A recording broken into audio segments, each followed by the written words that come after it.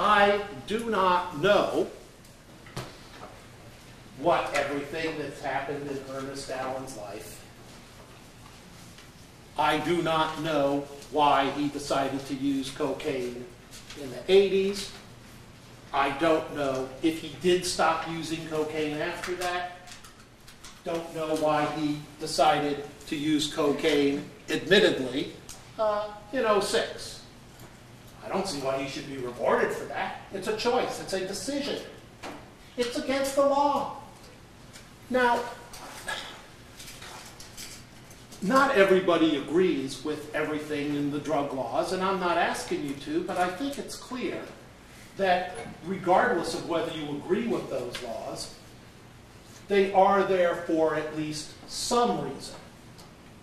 Some reason that cocaine has an effect on people that could very well cause them to not do very well in the business world. Mr. Allen admitted to you one of the things it does, makes it hard to sleep. And if you're out on binges, well, then I suppose it's difficult to get to work.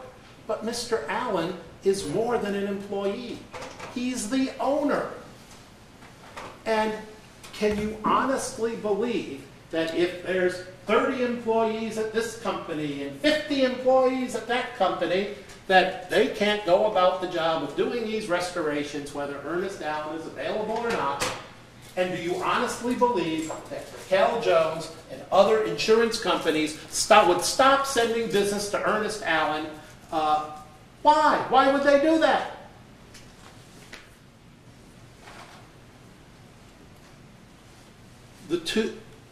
I want you to remember something very important, something that the judge will tell you, and it's true. The plaintiff has the burden of proof. If they haven't proven to you with truthful testimony that you believe, then you're going to give a judgment to the defendant. Now, the two main things, and I'll be stopping soon. The two main things, well, oh no, okay, I guess I'll make that. Okay, the three main things that I feel show that they haven't proven their case. Number one, the fact that things happen for a reason. And to think that some people who work at this bar, which, by the way, we're talking about one security guard and two old men, both of whom are now dead, and one of whom was on dialysis 3 times a week, that they would go around and Jeffrey Jones let him go without a scratch, but would take the innocent guy and beat the tar out of him. That simply doesn't make sense.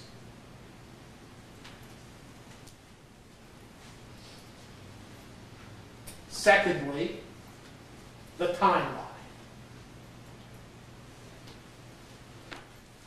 She's been home an hour, in bed by 11. He calls his buddy to report being beaten up at 1 in the morning.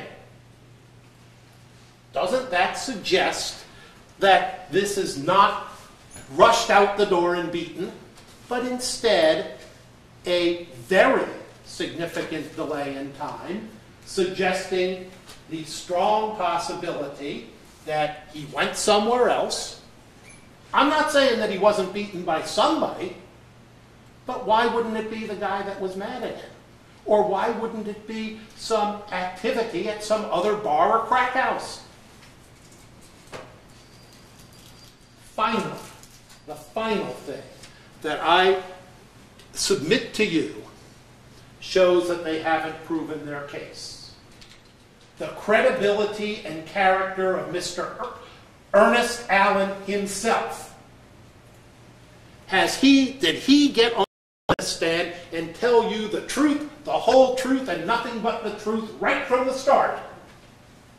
Or was he continuously trying to tell untruths, falsehoods, explain this away, explain that away? When I say assault, I don't mean assault, I mean words. Then what are those words? What's going on here?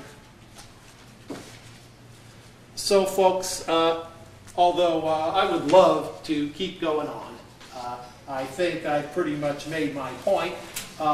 What I want you to do, and I hope you will do, is at least one of you, or one or more of you, read very carefully the notes of Dr. Fisher, the notes of the other doctor, whose, it begins with a K, you'll see it. And, oh, wait a second, Dr. Gerald S. Kirzner, K-I-R-Z-N-E-R. And the notes from the hospital.